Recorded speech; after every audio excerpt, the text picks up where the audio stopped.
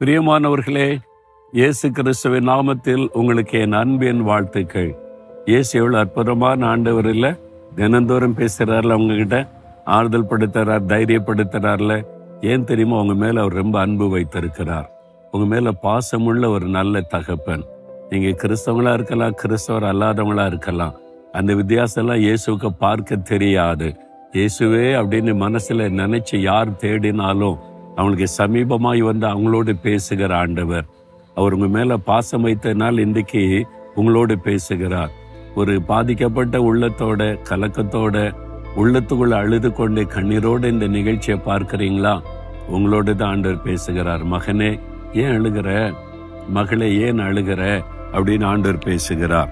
ஆண்டவருடைய வசனம் என்ன சொல்லி தெரியுமா? 34ஆம் சங்கீதம் 18வது வசனத்துல, நொறுங்குண்ட இருதயம் உள்ளவர்களுக்கு கர்த்தர் சமீபமாயிருந்து நறுங்குண்ட ஆவி உள்ளவர்களை ரட்சிக்கிறார். நான் ரொம்ப நொறுங்கி போனேன், என் இருதயமே நொறுங்கி போனது, என் வாழ்க்கையே நறுங்குண்டு போனதுன்னு கலங்குறீங்களா? உங்களுக்கு சமீபமாக இயேசு வந்திருக்கிறார். அவர் உங்க பக்கத்துல வந்திருக்கிறார். பயப்படாதுங்க. ஒரு சமயம் ஒரு ஊழியக்காரர் ஒரு அனுபவத்தை சொன்னார். ஜனங்கள் வந்து ஜெபம் பண்ணி கொண்டிருந்தாங்க. அப்ப தேவன் ஒரு காரியத்தை அவருக்கு காண்பித்தார்.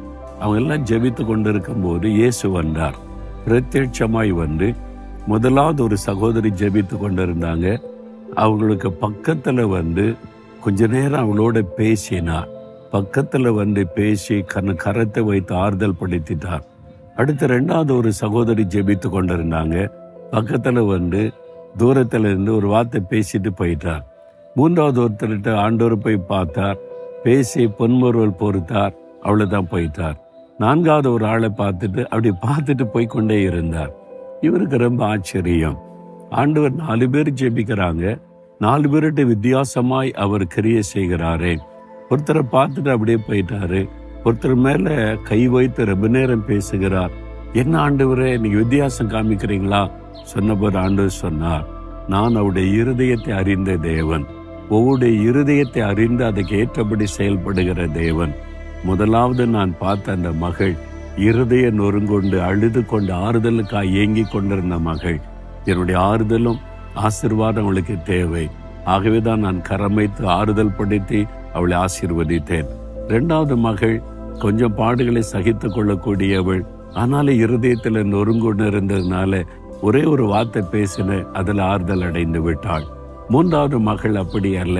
கொஞ்சம் விசுவாசத்துல பலமா இருந்ததுனால நான் பொன்முறுவல் பொறுத்த ஒரு பார்வை பார்த்து சிரிச்ச உடனே சந்தோஷம் வந்து விட்டாரு.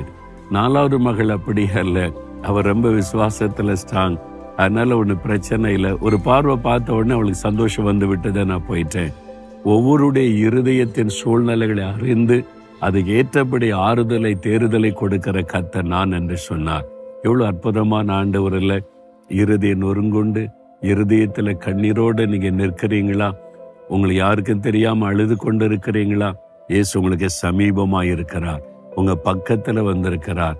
உங்க தோள் மேல கை வைத்து சொல்லுகிறார், என் மகளை ஏன் அழுகிற, என் மகனை ஏன் அழுகிற, நான் இருக்கிற உனக்கு என்று சொல்லி உங்களை ஆறுதல் படுத்தி தேறுதல் படுத்துகிறார்.